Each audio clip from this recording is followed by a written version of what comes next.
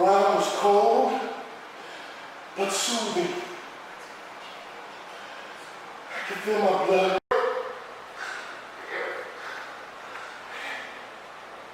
I got blood in my mouth, on my hands.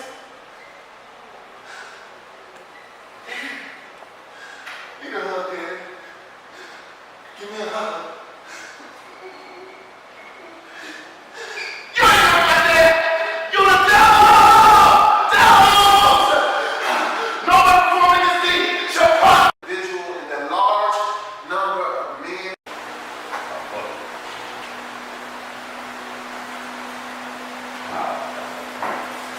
Like dogs.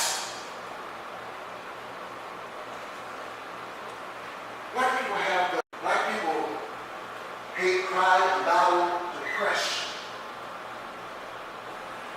Black people have to carry their own portion of weights of family, community, and country on their tired shoulders. And just like anyone else, that weight can become so heavy that it causes you to break. And you damn sure as hell better not break so low that an intervention is needed outside of your loved ones. Because those outside of your circle of love, especially, so I can catch my breath. I was not back on the block. It was familiar and foreign at the same time.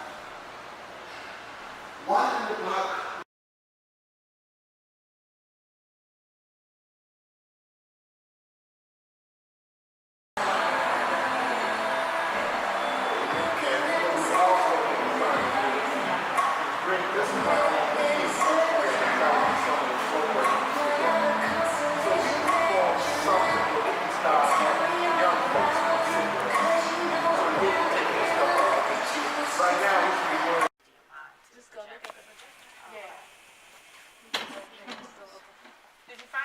She went to go get coffee. I think yours a little bit louder. Really? Yeah. Okay. You know what you're teaching today. This is Christiana Rutherford. I mean, she graduated a long time ago. Met her husband in class. They got married. Had a baby. Wow. You was our teacher for a minute. Was she? Yeah, she remember one day our teacher showed up. She came in. For a minute. I jumped out of nice. She didn't talk much. She didn't give us no information. She just sat up at her podium. But Miss Mouse is one of my better teachers. Oh no, we all knew. No, we all knew who she was. I've been throughout worse places. The Black community, and there's an incredible play that's out, and we'll launch again in June. Well, it is June. Jeez, June 1st. Taser, and it's dear to our heart. It's something we talk about all the time, and that's police brutality, interaction between police and members of the Black community. And sometimes, you get these responses that, well, if your skirt wasn't so short, it wouldn't have, whatever that looks like. So we wanna just carry on Philip's message. Sure. That's what we want to do in this play. There's a lot of topics, a lot of issues that we want to bring to the forefront. We want to make sure that his message of awareness in these areas get out there. And when you come and see the play, you'll see that all these topics are touched on. So it gives you a glimpse into Philip's life. Sure. Right. So we traveled through his mind as well, and some of the things that he went through prior to the mental breakdown. And we talk about that, we show that, we give an insight as to what that looks like and how one can begin to notice some of those warning signs, because the purpose of the play is to heal. Sure. We want to heal, we want to enlighten, we want to inform, we want to make aware of, one, mental health is not, or mental illness shouldn't be a dirty word in our community. Indeed. We should begin to start talking about it. We should begin to tear down the walls of it being taboo, to go see a therapist, to sit down with a psychologist if you need that. what some coping skills look like and what you should consider, because we just don't as a people. We, just pray about it. And that's the same thing goes with hospice care as well. I mean, I had a brother that was dying a few years back, and one of the options was for him for hospice care to be in the equation somewhere. And when I heard hospice care, I didn't want to face reality that he was dying. Sure. And hospice care it gives me it gave me an uneasy feeling because I didn't know the specifics of hospice care. Hospice care really gives the dying person an opportunity to die at home. But then you have some people who to kind of get it out, right? But then what happens when you are sitting on your porch and someone got shot in the head next to you?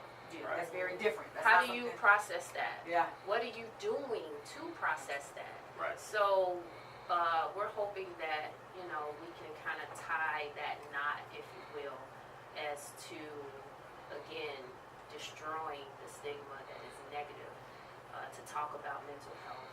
And, okay, how do we deal with police officers? What do our young men need to know when they're approached in these type of situations? I think that the only thing that can happen in that regard is that the structure of the police department is changed. You run through these ranges of emotion. How did you all decompress? That's important because That's you a know good question. When I tell you that this brother blew us all away, because I've been saying this has been my story for the longest time. I'm being transparent. At the table read, I didn't think he was gonna pull it off. But I have to keep convincing her. I wasn't convinced. Yeah, were you at the table going, Because I can't. She was. Kind of excited. Crystal will tell you, she know my looks, right? So I would just look, and I'm like, oh no.